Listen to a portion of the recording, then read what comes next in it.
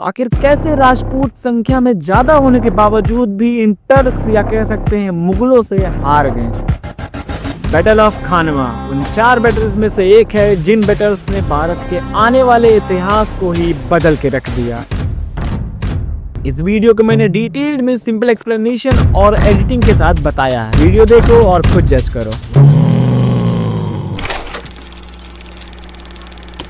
Battle of खानवा 17 मार्च 1527 को basically Sisodia dynasty के राणा सांगा और मुगल एम्पायर के बाबर के बीच लड़ी गई थी। जगह था खानवा, जो कि आज के राजस्थान के भारतपुर डिस्ट्रिक्ट में लोकेटेड है। और दोस्तों, बाबर उज्बेक से आया था, पानीपत का पहला युद्ध जीत चुका था और अब वो खानवा का युद्ध लड़ने वाला था। और मेवाड़ के राणा सांगा, जिनका पूरा नाम राणा संग्राम सिंह है, वो अपने राजपूत कॉन्फेडरेशन के साथ इस बैटल में भिड़ जाते हैं। दोस्तों, बैटल शुरू करने से पहले मैं इसकी काउजेस बताना चाहूंगा कि क्यों ये बैटल लड़ी गई थी। इस बैटल का कई कारण है, जिनमें से पहला ये है कि बाबर को समरकंद से उसके फैमिली द्वारा भगाया गया, यानी उसे गद्दी से हटा दिया गया था और वो उस गद्दी को पाना चाहता था, लेकिन वो वापस उज्बेकिस्तान नहीं जा सकता था। उसके सामने था इंडियन सब कॉन्टिनेंट, यानी दोस्तों बाबर के सामने करो या मरो की कंडीशन आ गई थी। जिसके बाद वो पानीपत का पहला युद्ध लड़ता है। हिस्टोरियन द्वारा प्रमाणित है कि इसी समय में पंजाब के गवर्नर दौलत खान लोधी और मेवाड़ के राजा राणा सांगा दिल्ली के सुल्तान इब्राहिम लोधी से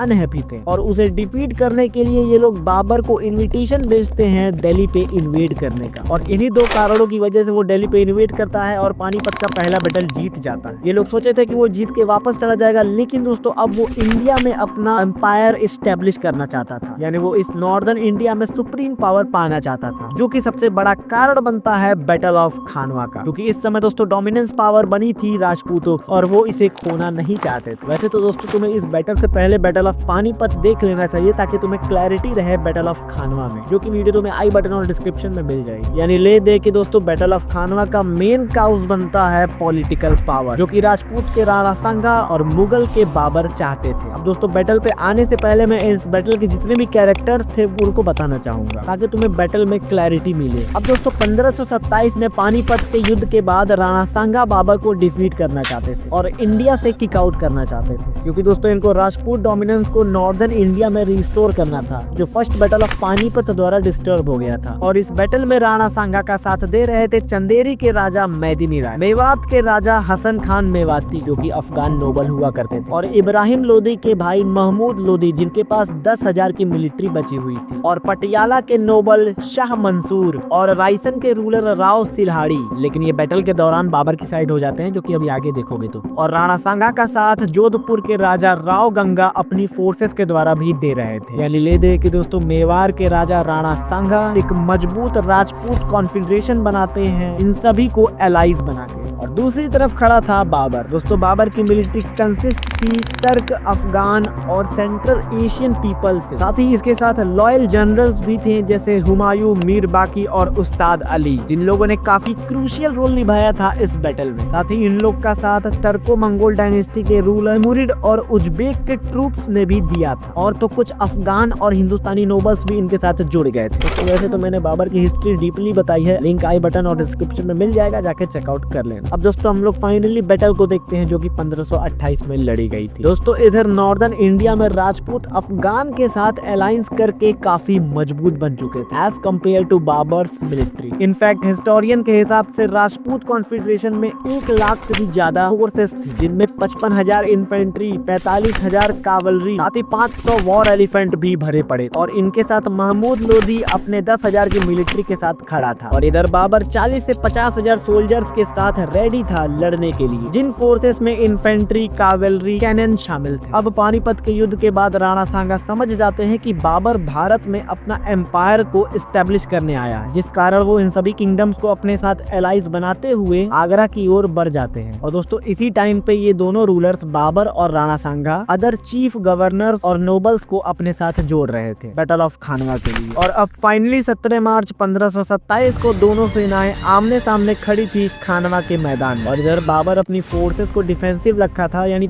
पिछले बैटल की तरह इस बैटल में भी अपने फोर्सेस को सेट कर दिया था। जैसे कि सबसे पहले बैलगाड़ी फेंके हुए थे, जिनके बीच तोपों को लाइन से लगा दिया गया था, और इन्हीं तोपों में जितने डिस्टेंस हुआ करते थे उनके बीच एक ग्रुप में आर्चर्स को बैठा दिया गया था। और हाँ, इन तोपों के आगे भी एक लाइन थी जासूसों की, जो सारी खबर फौरन बाबर तक पहुंचाया करते थे। और इसकी बाद वाली लाइन और लेफ्ट फ्लैंक और राइट फ्लैंक पे कावलरी भरे पड़े और इनके बाद बाबर अपनी इन्फेंट्री और कावलरी के साथ खड़ा था। दोस्तों हिस्टोरियंस मानते हैं कि बाबर की फोर्सेस वेल डिसिप्लिन थी। इनफैक्ट इस बैटल से पहले बाबर ने अपनी इन्फेंट्री में शराब बंद कर दिया और इधर राणा सांगा ट्रेडिशनली वैसा ही अटैक करने वाले थे जैसे वो पहले किया करते थे, जिसमें वो कंप्लीट फोर्सेस को लेके सामने वाले के डिफेंस को तोड़ते हुए उसके किंग को मार गिराते थे। और फाइनली ये बैटल 9 बजे शुरू हो जाती है। लेकिन दोस्तों शुरू में ही हमें एक प्रॉब्लम देखने को मिलती है राणा सांगा की मिलिट्री में, जिसमें होता यह है कि इसमें कई रूलर्स और कई अलग अलग इन्फेंट्री आ चुके थे, जिससे वो राणा सांगा से डायरेक्ट कनेक्ट नहीं कर पा रहे थे। दोस्तों कनेक्ट से मतलब ये है कि राणा सांगा जिस तरह से अटैक करते थे ये इन्फेंट्री उन्हें समझ नहीं पा रहे थे, क्योंकि बैटल ऑफ पानीपत के बाद राणा सांगा को ज्यादा टाइम नहीं मिला था खुद की मिलिट्री को प्रिपेयर करने, जिस कारण ये लोग डिसिप्लिन में नहीं लड़ पाते, एक भीड़ की तरह ये लोग लड़ते हैं बाबर की सेना से। लेकिन फिर भी स्टार्टिंग में इस बैटल में राणा सांगा बाबर की आर्मी को पुश कर देते हैं और हिस्टोरियंस द्वारा माना जाता है कि ये राणा सांगा का पुश देखते हुए बाबर ने जिहाद का नारा लगाया, जिससे इसके सैनिक काफी मोटिवेट हो गए और अपने डिफेंसिव पैटर्न को काफी बेहतरीन तरीके से यूज करने लगे। इस्लाम में जिहाद का मतलब वॉर अगेंस्ट नॉन मुस्लिम होता है और इसी डिफेंसिव पैटर्न को यूज करते हुए ये लोग राजपूत कॉन्फेडरेशन को डिफीट कर देते हैं। इसको देखते हुए राजपूत कॉन्फेडरेशन से कई रूलर्स एग्जिट कर लेते हैं। एट द एंड इस बैटल में कई राजपूत मारे जाते हैं। और दोस्तों यहीं पर बैटल खत्म हो जाती है। बाबर ये बैटल जीत जाता है और राणा सांगा इस बैटल से चले जाते हैं।